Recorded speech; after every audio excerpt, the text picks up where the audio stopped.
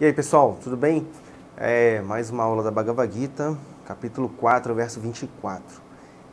Antes de mais nada, se você não está inscrito no canal aí, então clica aqui, se inscreve, e aí para você não perder nada do que a gente posta. Esse aqui é um curso gratuito de Vedanta, ele é sequencial, esse curso aqui que você está assistindo, normalmente ele é vendido aí a valores exorbitantes, e a gente aqui está dando de graça para você esse curso. Tá? Então, clica aqui, se inscreve aqui no canal para você não perder nada do que a gente posta. E a gente também traz um outro benefício, um outro diferencial, é que você pode mandar suas dúvidas sempre que você precisar. O pessoal aí que manda as dúvidas aí, escreve aqui no comentário do vídeo, sabe que a gente está sempre respondendo rapidinho para vocês. Tá? E dá um like aí, compartilha com os amigos para dar uma força para o canal e a gente poder levar esse conhecimento gratuito para o maior número de pessoas possível. Krishna ainda está falando sobre o sábio. Arjuna tinha uma confusão com relação àquilo que é o sábio. Arjuna, na verdade, tinha uma série de confusões. E nota bem, Arjuna, aqui na Bhagavad Gita, ele está representando as pessoas, todas as pessoas do mundo, que em algum momento, em alguma circunstância, em algum grau, estão confusas com relação ao que é a vida. Tem alguma conclusão sobre a vida e os aspectos da vida que não estão alinhados com a realidade. E essa conclusão incorreta sobre a realidade, sobre a vida, ela vai te trazer um certo tipo de sofrimento. Ela vai te trazer um certo tipo de angústia, ela vai te trazer um certo tipo de ansiedade e assim por diante. Então, Arjuna tinha uma série de confusões. Essas confusões que Arjuna tem são praticamente as mesmas confusões que nós temos durante a nossa vida. Um exemplo, Arjuna estava em dúvida sobre se deveria ou não entrar numa guerra. Mas eu não sou príncipe de nada, eu não estou em busca de reino nenhum, eu não tenho uma condição parecida com a de Arjuna. Não na situação específica, mas internamente a questão do será que isso está certo, será que isso está errado, o que eu devo fazer e qual é aquilo que escolhendo realmente vai me trazer o bem último. Esse questionamento, ele vai abranger todas as pessoas. A situação de Arjuna é específica de Arjuna, mas o questionamento sobre a vida, ele é próprio de todo ser humano. E por que a gente tem que questionar sobre a vida?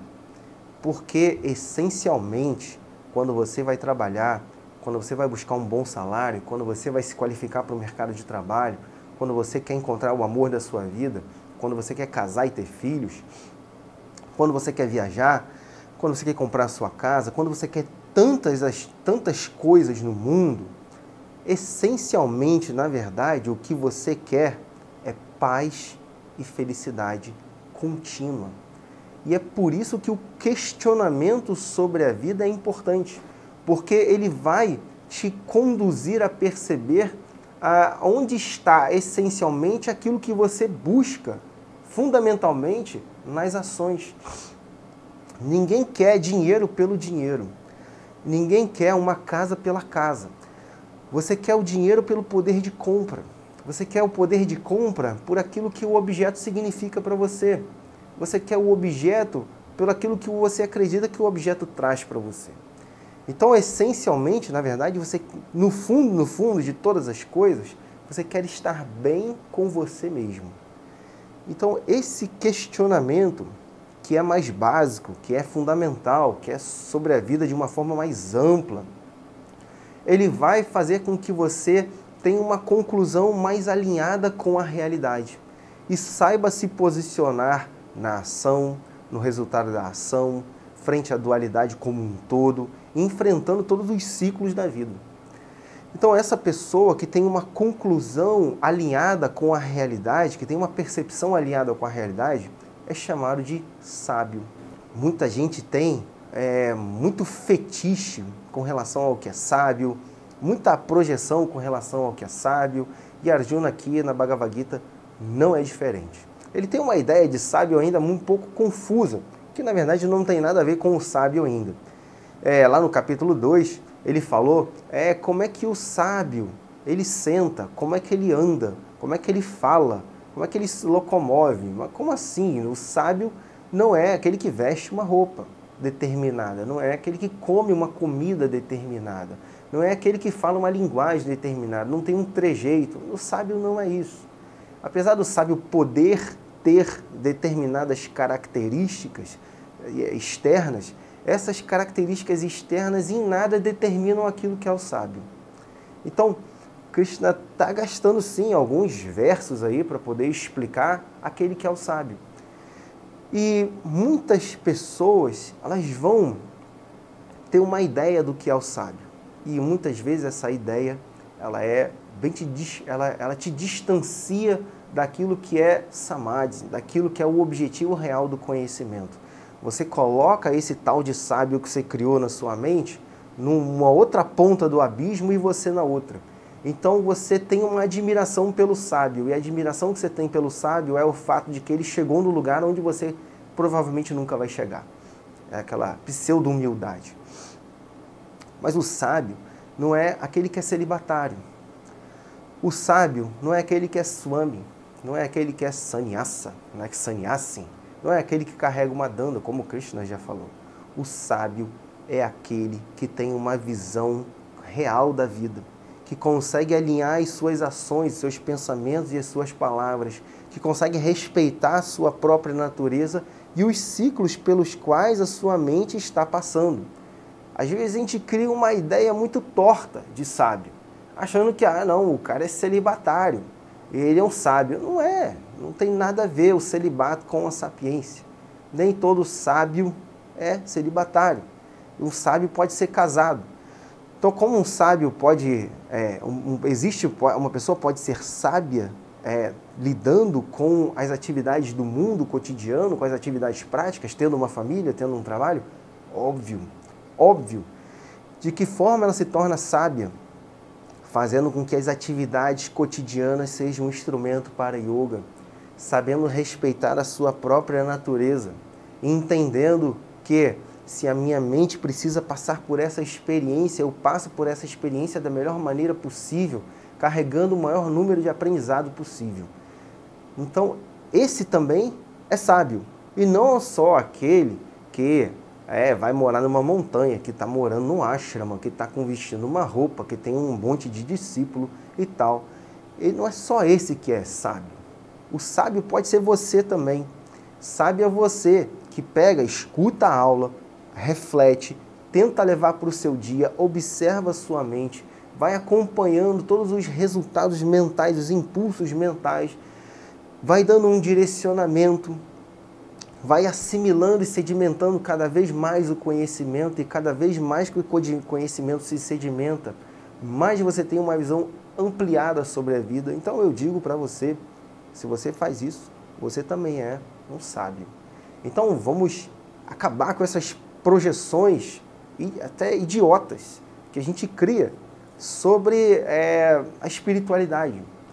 Porque essas projeções que são totalmente fundamentadas na ilusão, elas impedem que a gente encare os nossos próprios defeitos, encare os nossos próprios impulsos, porque a gente sempre vai justificar o nosso erro, a nossa incapacidade momentânea, a nossa preguiça, a nossa conformidade com o fato de que, mas ele é sábio, eu não. Mas ele tem 20, 30 anos de yoga, eu comecei agora. Não é desculpa, não é uma justificativa válida. O que você tem que fazer agora, desde já, ao ouvir a aula, refletir, carregar com você sempre uma vigilância e autoanálise. Essa vigilância e autoanálise, ela vai ser uma coisa ainda que você faz deliberada. Você vai se autoanalisar, refletir sobre as suas atitudes, sobre as suas decisões. Você vai contemplar tudo aquilo que o universo está trazendo para você e está tirando de você. Então você vai ter isso. Com o passar do tempo, aquilo que é deliberado, que eu faço conscientemente na minha mente, vai se tornando espontâneo, vai se consolidando como um hábito. E aquilo vai se tornando muito natural para mim. Então o sábio não é só aquele que tem o conhecimento de forma natural, mas é aquele que está sabendo como, na sua mente, viver dentro do conhecimento, fazer o conhecimento se tornar hábito. Então, num momento, existe o sábio que faz o karma yoga, faz o yoga da ação. No outro momento, existe um sábio que já vive plenamente dentro do yoga, espontaneamente dentro do yoga. Um é deliberado, o outro é espontâneo, mas os dois são sábios. Então não cria para você a ilusão que Arjuna criou de que o sábio veste uma roupa, que o sábio mora em tal lugar, que o sábio tem um tal trejeito. Não cria essa ilusão. Você também pode ser sábio, você também pode ser yogi. Então, por isso que Krishna vem gastando todo esse tempo aqui falando do sábio.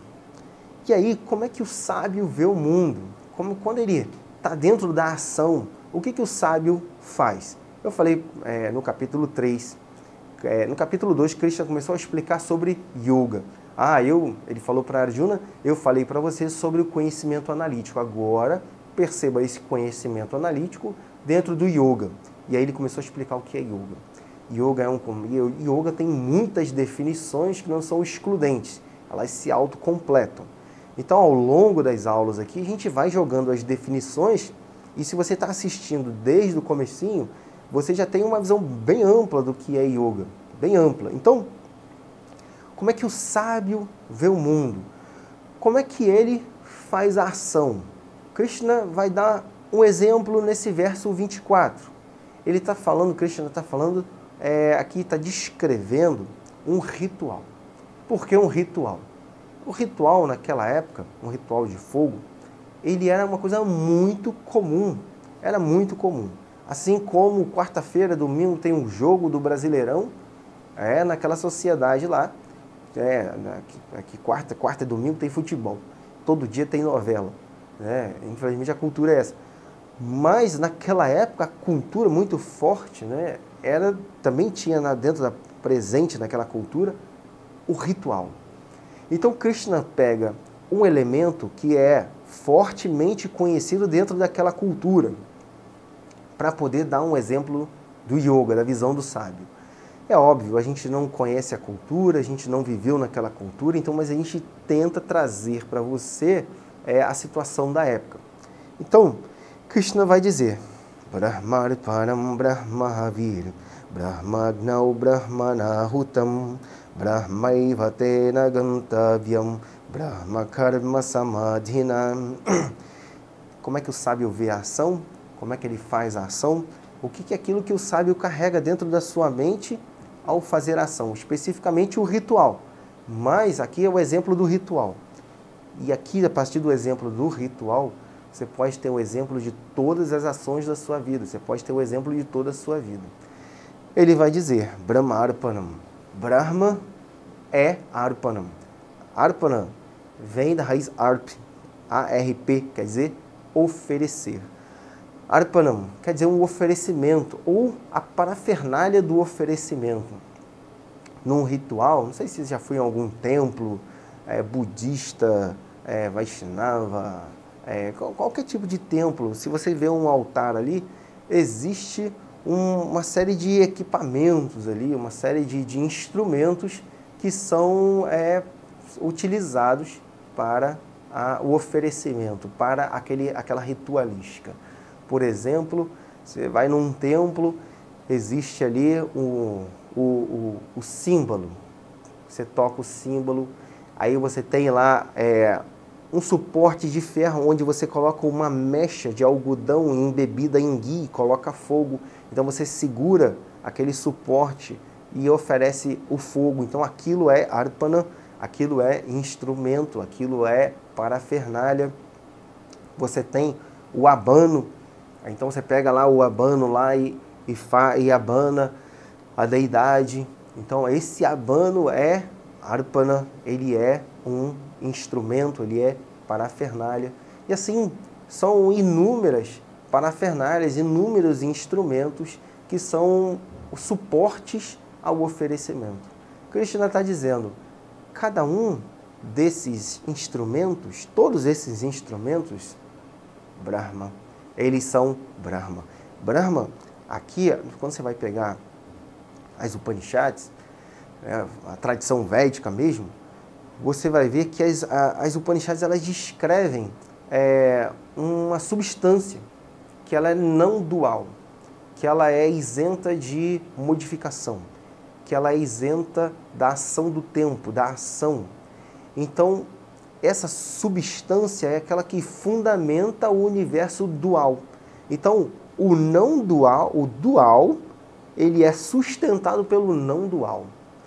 A visão do sábio é, eu vivo no dual, eu percebo o dual, mas eu tenho a visão do não dual também. Então, o que é a visão do dual? O instrumento de oferecimento. Tem o símbolo, tem a bandeja, tem o abano, tem o instrumento para colocar a mechinha do ghee, tem o incenso, tem o fogo, tem o cheiro. Tudo isso é instrumento. Esses instrumentos, eles têm diferentes formas, diferentes funções, mas essencialmente todos esses instrumentos são Brahman. Isso não é diferente daquele que é o absoluto. Como isso pode acontecer? Se você diz que aquele que é absoluto, Brahman, absoluto quer dizer que ele é um só. Ele não pode ter dois, não pode ter nada fora dele, não pode ter nada que não seja ele. Porque se tem alguma coisa que está fora dele, que não seja ele, o que vai acontecer é que ele não é mais absoluto, ele é relativo. E o que os sábios das Upanishads ensinam, e da Bhagavad Gita, como Krishna está ensinando também, é que essa realidade fundamental ela é não dual e que sustenta tudo. Então, quando eu olho a parafernália de oferecimento, eu vejo, isso é Brahman, isso é o absoluto também. Então, Brahmarpanam, Brahma Havir.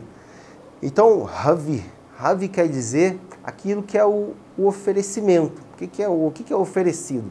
Geralmente tem um fogo. Aí nesse fogo a pessoa joga arroz, joga ghee, joga fruta, joga uma série de coisas no fogo. Então aquele fogo ali, ele representa ali o que vai consumir o seu oferecimento. Então, Krishna vai dizer, aquilo que você joga no fogo também é Brahman. Essencialmente não existe nada que não seja esse Brahman. Por isso que ele está falando, a parafernália é Brahman, o oferecimento é Brahman. Aí ele vai dizer, Brahmana Hutam, oferecido, Hutam, oferecido por quem? Brahmana, por Brahman.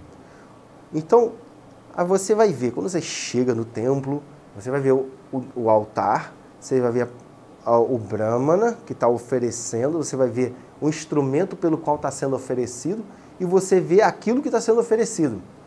Se você tem a visão só da dualidade, você só vê a diferença, que tudo aquilo ali é em nome de uma outra coisa. Mas, na verdade, tudo aquilo ali se resume numa coisa só. Fundamentalmente se resume numa verdade única. Por isso que a gente fala, a verdade absoluta. Não quer dizer que é uma verdade religiosa superior a outra verdade religiosa. Não tem nada a ver. Às vezes a pessoa fala, né? Só Jesus Cristo salva. Não é isso. Não é o contexto da afirmação. Então a pessoa pega essas afirmações e cria uma situação de divisão, de conflito. E não é.